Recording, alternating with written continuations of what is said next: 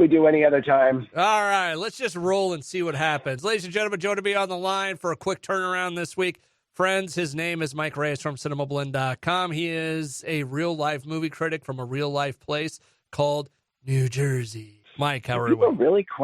Do people really question my existence that much? I'm starting to question it now. No, it's just me being me. I'll just leave it at that.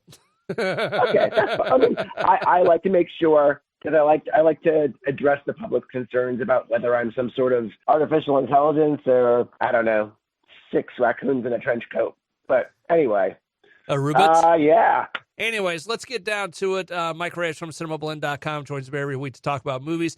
We have the short week this week because, frankly, I'm going on vacation. I don't know you people anymore.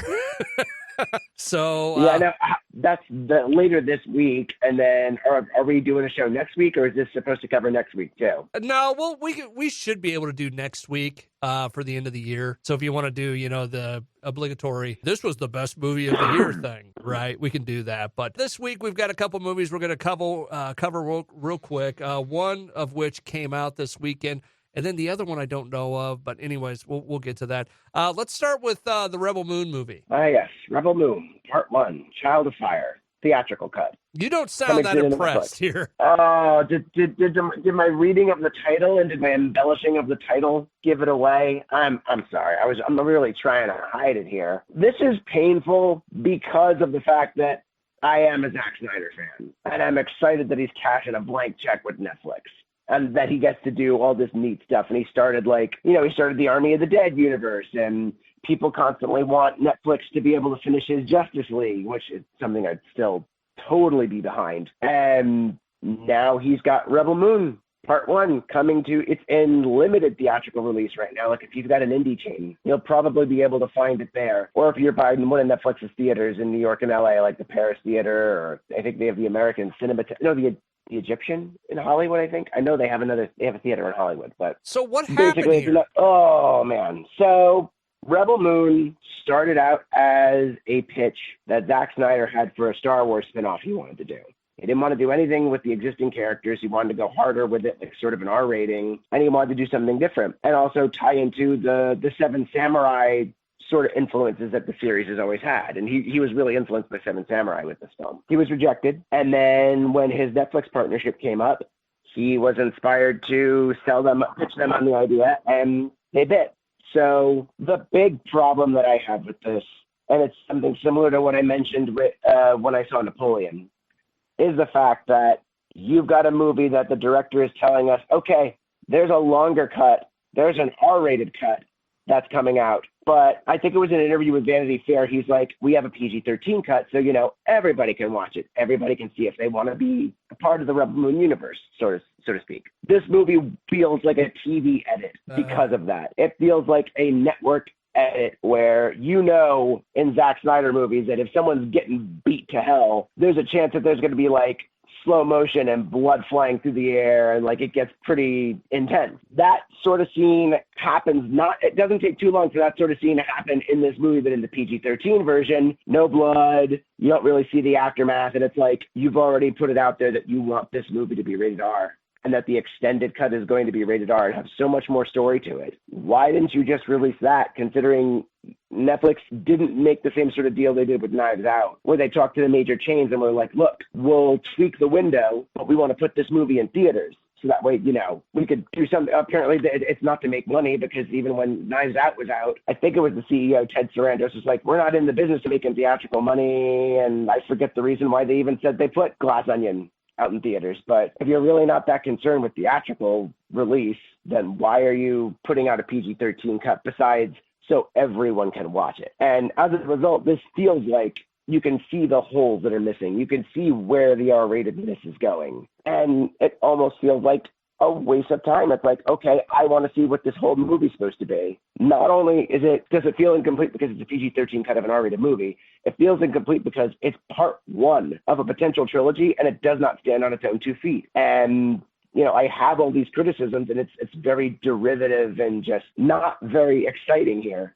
But at the same time, I don't know if I can honestly totally criticize it right now, because of the fact that soon enough we're going to have an extended cut that's going to be different. And as Zack Snyder has shown us in the past, his extended cuts tend to be better than the theatrical, even if you like the theatrical. Let me ask you this, going back to the Star Wars side of this, because he wanted to make a Star Wars movie. Would this movie have fit into the Star Wars world? We can't really answer that question because of all the changes they had to make. Because if he was still writing this for Star Wars, there would have obviously had to been certain changes. There would have had to been certain story elements they would have had to evade and probably add. And also, this would have also had to go up against the fact that Rogue One existed. And I feel like Rogue One and Rebel Moon would have been like head-to-head as in comparisons. And, if he was still making it as a Star Wars movie, it's just not an easy comparison to make outside of that context. All right, we'll leave it there for Rebel Moon. Mike Reyes from Cinemablend.com on the line with me. Still doing cocaine, as we've come to find out. Yes, I'm still sick, and I'm getting over it. Thank you. Thank you for supporting this trying time. No problem. That's what I'm here for. One of the other movies I want to get to this week, one you told me a while ago was really, really good, The Iron Claw. Oh, yeah. Oh, The Iron Claw is out this week, and this is one of my favorites of the year. And let's preface this by saying, like, you're interested in pro wrestling, but I wouldn't call you, like, a giant pro wrestling. Yeah, I didn't grow up with an appreciation for wrestling. But if they had treated the sport and the people that played in it the way that the Iron Claw does, with the reverence and the respect, like, I probably would have been following or would have been more amenable to trying. And it was seriously, it's the true, it's based on the true story of the Von Erich wrestling dynasty. And I didn't know that they had left, supposedly they'd left a whole brother of the family out of the picture. So I didn't know that going in. But it's about the family and their, just this sort of curse that everyone said it was the Von Erich curse. And you could probably lay the background down better than I can, but there was just a lot of darkness that followed this family, and you see it in just painstaking, beautiful detail. They are one of the royal families of wrestling. But, I mean, That's an understatement to call it a dark history, a curse, or whatever, because it is, as good as everything was in the ring for them, like outside of the ring, it was brutal, I think is one way to say it. Yeah, and I think it was Chris Von Erich, if I'm remembering correctly, is the one brother of the family that they didn't include in the film. I haven't seen it yet, so I don't know off the top of my head. But this stars Zac Efron, Jeremy Allen White, among many others, including Maxwell Jacob Friedman, who is the AEW World Champion at the moment, MJF, who we've talked about on the show before for his meltdown on whether it's acting or not. But good movie, though, huh? Fantastic. Although I will say that MJF is barely in the movie from what I understand. Because even after having seen it, you don't really see his character. Yeah. And then someone else who was following wrestling's like, oh yeah, he's like in this scene for like a couple seconds, he gets a line. But you mentioned Zac Efron, and just this is a cast that is made of absolute winners. Because you've got Zac Efron, Jeremy Allen White, Harris Dickinson as some of the brothers. You've got Maura Tierney and Holt McElhaney playing the parents. And there's just all of the Lily James is in here too as Kevin Von Erich's wife, Pam. There is so much star power in here, but nobody, like, the movie rejects even trying to be an overblown biopic where it's like doing everything loud and big and amping up melodrama. Writer-director Sean Durkin is just very tender with the story that he's telling. And there's just moments and performances that are in here that just it breaks you slowly. If you go back to when these guys were big, it was during the territory days. Oh, yeah. I think what people may not know about this, especially if you're not in the pro wrestling world, everybody knows it as, WWF, WWE, what it is now, right? One big organization. Yeah. And back in it didn't start going to the WWE or WWF, like really that type of thing, until the 80s. Before that, it was all these different territories all around the country that, guys would, move to. Like you'd have, and if you want a really great explanation of the territories, listen to Jim Cornette. He's got a couple different podcasts out there, and he really knows his history and really knows his stuff when it comes to this. Shameless plug for that. But when you get into all this territory stuff, it's guys moving around because it's the I Can't Miss You If You Never Go Away. It's the NWA champion traveling around doing all this stuff. Oh, yeah. And then you had families that were, kind of a dynasty, kind of, like the Von Erichs. Families like the Von Erichs that would go and, like, they do go into that in the movie because you see, like, one of the things that it's not just about the brothers. Like, it is, there's also a heavy undercurrent of Fritz Von Erich's career. And Hope McCallany plays just brilliantly in that role. But you learn about that sort of side of the business because they're talking about, okay, you've got to go on tour. You got to do this, and then we're going to get a title shot, and then we're going to go against this guy. And they do a really good job of balancing the personal aspect, but also this is a decent primer to someone who wants to know about that era of wrestling. Well, this is also at the point where you were either in the know or you weren't. Yeah. Like for a lot of the world, this was still very, very real. Like this was a real sport. Like this were, and I'm not saying there weren't real fights involved, but it was real. Traditional sport. Yeah, it was a definite competition, and you've got going back to the Jim Cornette stuff. He'll tell stories about as a heel you had to be careful of where you went, of what you did, what you had fans trying to stab you in some of these places. There was they've talked about if a heel went into a restaurant and he saw one of the faces there, he would leave. Because it was still, people, kayfabe and all that wasn't a thing yet. Oh, yeah. And then, not to spoil anything, but another good moment of that is, like, you see a particular match between Ric Flair and Kevin Von Erich go down. And, like, it starts with, him on TV doing that usual Ric Flair crowd work and everything. And then after the fight, they're talking in the locker room. The Von Erichs are there. I think it's Kevin Kerry and their father.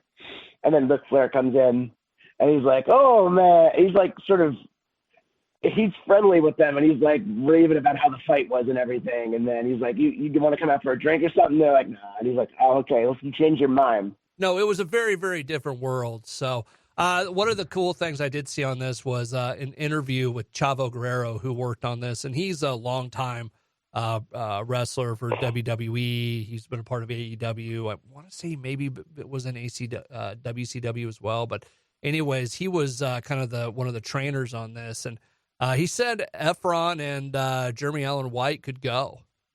That at the very least, after this movie, that they could probably put on a match and have it be believable. Which is amazing. And yeah, he was Chavo was the wrestling consultant for the film, and people were already, when the screening I was in, it was critics, but there were also a couple like wrestling fans and wrestling press people there, and they were saying that it stood up.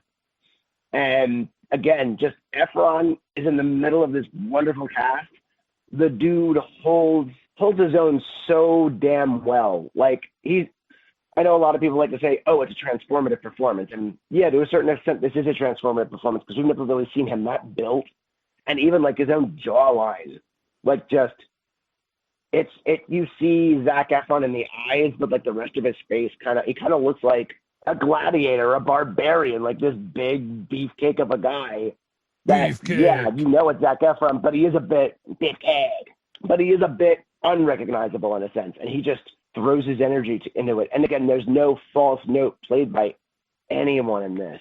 Mike Reyes from Cinemablend.com on the line with me. So the Iron Claw is the definite one you want to go check out this weekend or just here at some point. Was there any other movies coming out this week that we needed to talk about? Or well, I haven't seen it yet, but Little Chicken Run came out last week. The new Chicken Run. Aquaman's out this week, which I haven't seen yet.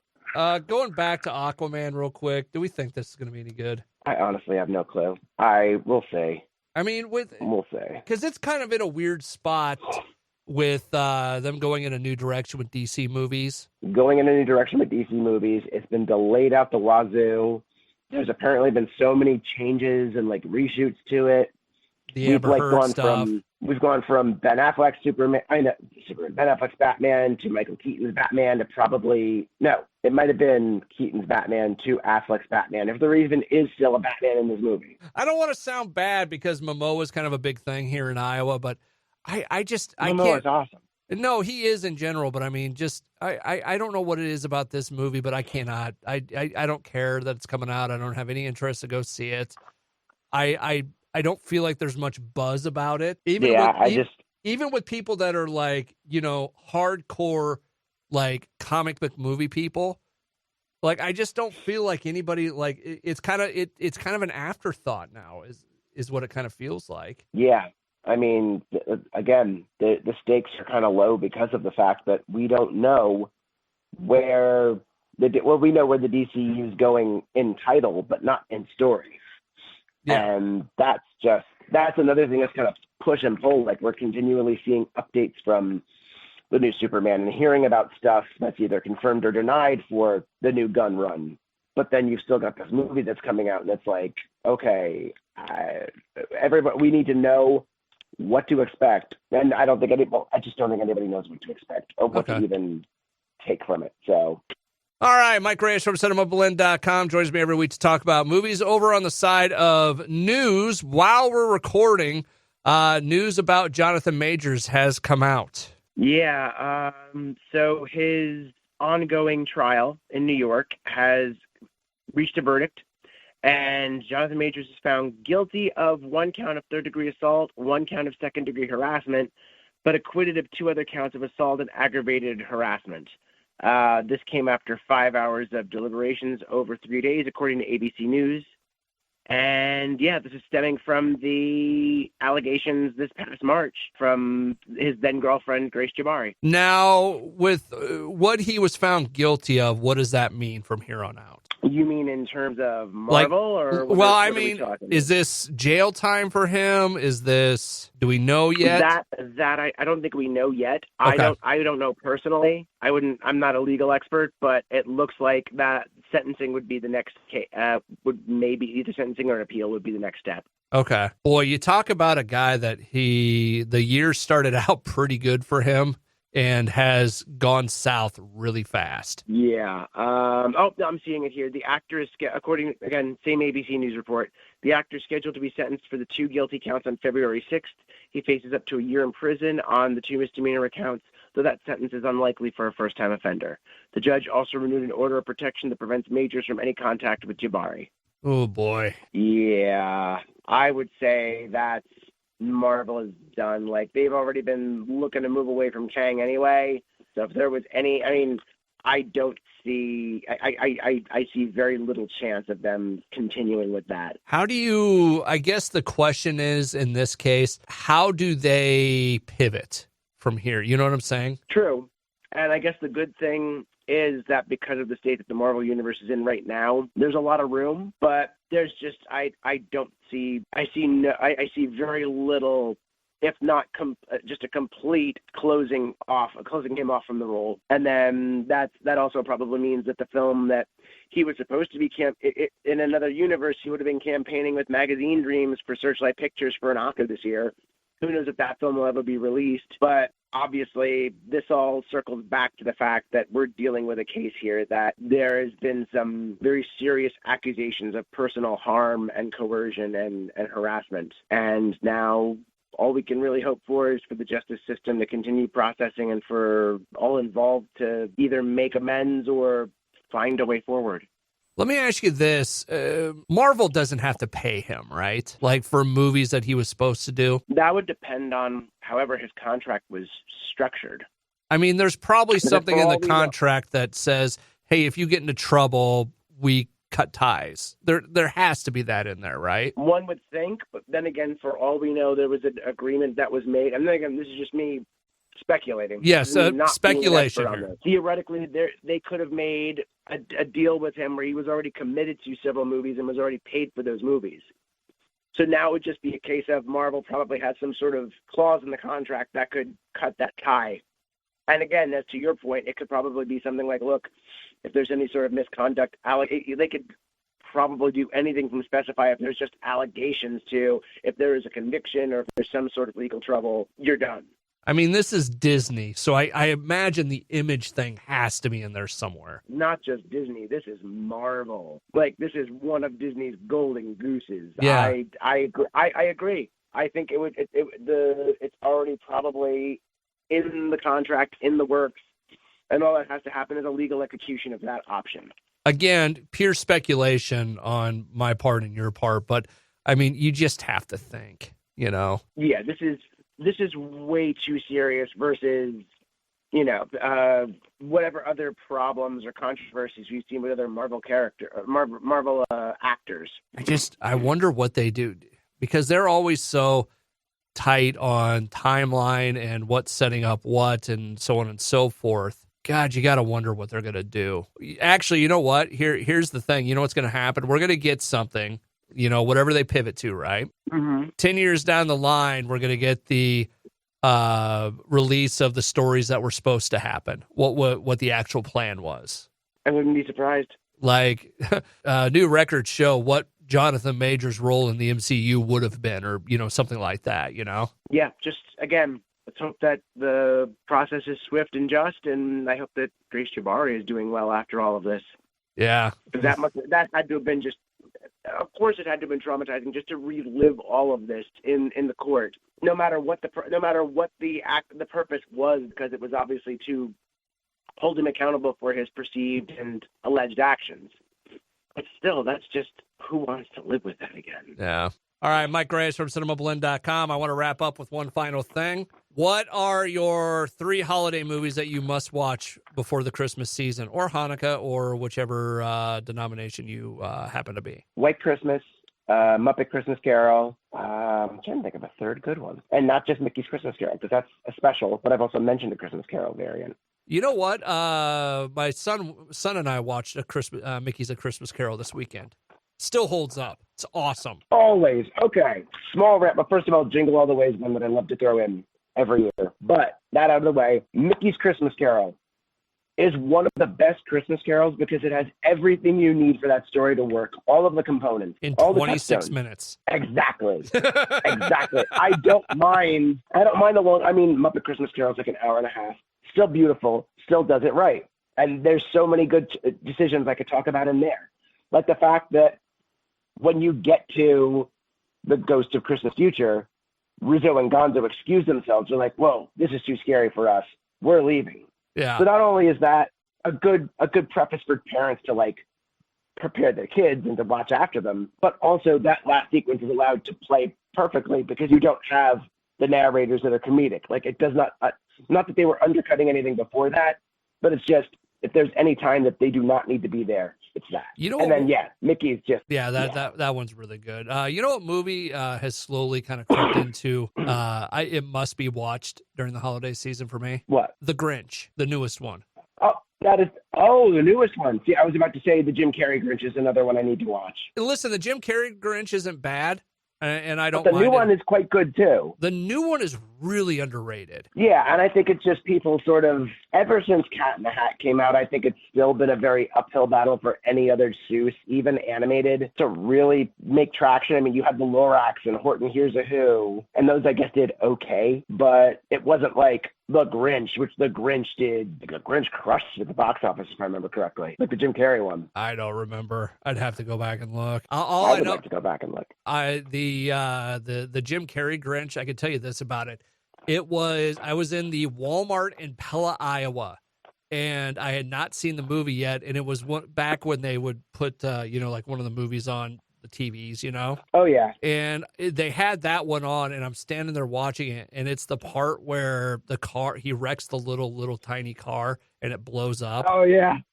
I started laughing in the middle of that store like I had seen the funniest thing on earth. It was amazing. So, but yeah, I really like that one. I'm still more A Christmas Story is one I have to watch.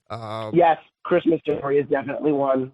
National Lamp. I have not seen the sequel to that yet, though. We got to do that at some point. Oh, Christmas Story? Yeah. It's cute. I really liked it. Okay. But yeah, National Lampoons is an easy one you got to watch. And you know what's funny about National Lampoons? I keep watching that movie, and there are new things I notice in it that I've never seen before. I have not watched that movie in years. Wow. I never noticed for the longest time the in the kid's room he has a poster of two turtles having sex. Wow. Wow. I never noticed it before, but yeah, it's stuff like that. But anyways, I know what I want to wrap up with real quick. Okay. Unless you have more Christmas stuff. No, not that I could think of. I mean, we could go on for forever, especially with all the Shane Black Christmas movies that are out there. Yeah, you're right. To wrap up this week, guess what movie we finally watched? What'd you finally watch? Barbie. Oh, now this is going to be interesting. What'd you think? I liked it, and when I say this, I am not trying to be a about it. I don't get why it was so huge. Yeah, exactly. I mean, I liked it, but at the same time, my wife was surprised when I told her it wasn't on my top 10 of the year. And I was like, no, it's not on my top 10 of the year. I liked it well enough, but it's not, I don't count it in there. I mean, the Mattel story is still messy as hell and doesn't tie in properly. It just feels like commentary for the sake of commentary. Yeah. And then someone had pointed out my first problem that I had with the movie was the whole I'm Just Ken song happens I didn't notice. Yeah, it happens way too late in the movie. And someone else had mentioned, if they moved it earlier and that was like the Kens taking over and turning everything into the Kendom, that would have worked better. And I totally agree with that. And it just feels like it's very uneven with its messaging. Like, okay, it's just fine for us to say he's just Ken. He doesn't really matter. Like, we're okay with just saying that. Yeah, I don't know. I enjoyed it. I thought it was funny. Margot Robbie is fantastic in it. What's her name as Weird Barbie is freaking hilarious. Kate McKinnon. Oh, I think she hosted Saturday Night Live last weekend, and there is a sketch running around TikTok where she performs with Billie Eilish, and they're two cat ladies at a cat shelter. Oh, I did. And it becomes... I saw it. Yes. It's very funny. It becomes increasingly unhinged, and I love it. But yeah, going back to Barbie, like I liked it. Don't get me wrong. I enjoyed it. I thought it was fun. I don't think Will Ferrell fit very well in it. Exactly. The whole Mattel thing was just wasted. There you go. All right, we'll leave it there for this week. Mike Reyes from Cinemablend.com joins me every week on the show to talk about movies. We'll be back next week with probably a couple movie reviews, some hey, this was the best of the year, this is the worst of the year type thing, because you have to do it. I wanted to say medically, but I was trying to use medically required. Contractually obligated. Maybe something like that. I don't know, but we'll get there. Mike, have yourself a fantastic holiday. I will talk to you next week. You as well, man. Have a good one. And happy holidays, everyone. Ah!